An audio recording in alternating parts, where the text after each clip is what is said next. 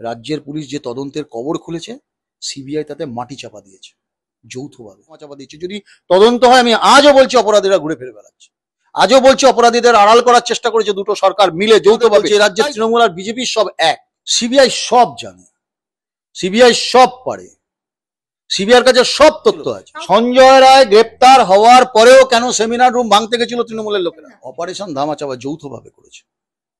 একটা মেয়ে, বাংলার একটা কন্যা সন্তান, আমাদের সুযোগ্য একটা মেয়ে, যে একটা আগামী প্রজন্মে একটা ডাক্তার, তাকে আমরা হারালাম। এই যৌথভাবে রাজ্যের পুলিশ আর কেন্দ্রের পুলিশ এই তদন্তকে ধামাচাপা দিয়েছে। রাজ্যের পুলিশ যে তদন্তের কবর খুলেছে, সিবিআই তাতে মাটি চাপা দিয়েছে, যৌথভাবে। রাজ্য পুলিশ এবং কেন্দ্রীয় পুলিশ যৌথভাবে এই তদন্তকে ধামাচাপা দিয়েছে। যদি তদন্ত হয়, আমি আজও বলছি অপরাধীরা ঘুরে ফিরে বেড়াচ্ছে, আজও বলছি অপরাধীদের আড়াল করার চেষ্টা করেছে দুটো সরকার মিলে যৌথভাবে। তাই তো আপনাদের বলছি এই রাজ্যের তৃণমূল আর বিজেপি সব এক।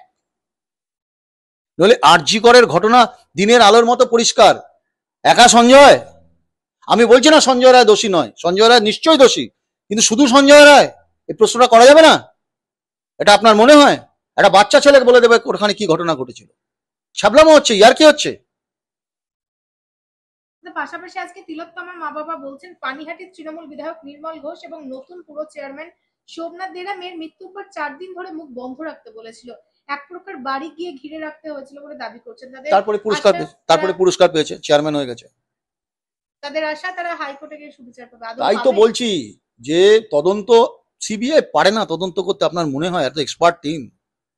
সিবিআই সব জানে, সিবিআই সব পারে, সিবিআইয়ের কাছে সব তথ্য আছে। তদন্তের গতি এত স্থিরভাবে দাদা চাইছে না, তাই দাদা চেপে দিয়েছে। তাই দাদা যদি বলে দিদি বেকায়দায় পড়ে যাবে। ওই রাত্রে 12টা পর্যন্ত কারা, রাত্রি 2টো পর্যন্ত কে ফোন করে SMS করছিল, কাকে নির্দেশ দিয়েছিল? সমস্যা তো অনেক বড়, সমস্যা তো মাথাতে গিয়ে ধর নাড়াচাড়া পড়ে যাবে। মানে বলে না কান টানলে মাথা আসে, মাথা নড়ে যাবে পশ্চিমবঙ্গে। কারা ছিল, কাকে আড়াল করতে চাইছিল প্রশাসন?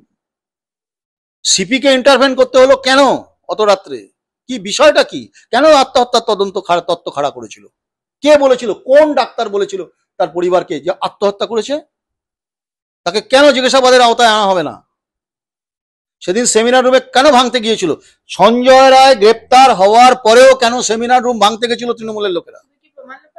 আবার কি? না রহেগা বাঁশ না বাজেগি বাঁশরি, এটাই তো বক্তব্য। সব বোঝে মানুষ। অমানিসার অন্ধকার থেকে তৃণমূল আর বেরোতে পারবে না।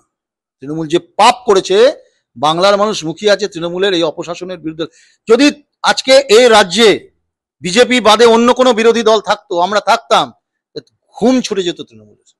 এটা কি হচ্ছে? কেউ বুঝতে পারছে না কি হচ্ছে আরজি করে। সিবিআই সম্পূর্ণ ধামাচাপা দিচ্ছে, সিবিআই চার্জশিট দিতে দেরি করছে। আপনি ভাবুন না, চার্জশিট দিতে পারছে না স্টেপুলেটেড টাইমে। সন্দীপ ঘোষকে ছেড়ে দিতে হচ্ছে। তাহলে কেন সন্দীপ ঘোষকে ছেড়ে দিতে হচ্ছে? কেন? প্রভাবশালী নয়? টালা থানার ওসি কে? কেন ছেড়ে দিতে হচ্ছে তাকে? এই প্রশ্নের জবাব দিতে হবে।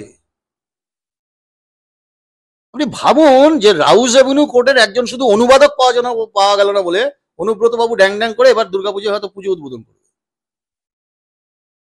অনুবাদক পাওয়া যাচ্ছে না, সিবিআই নাকি অনুবাদক পাচ্ছে না। আশ্চর্য।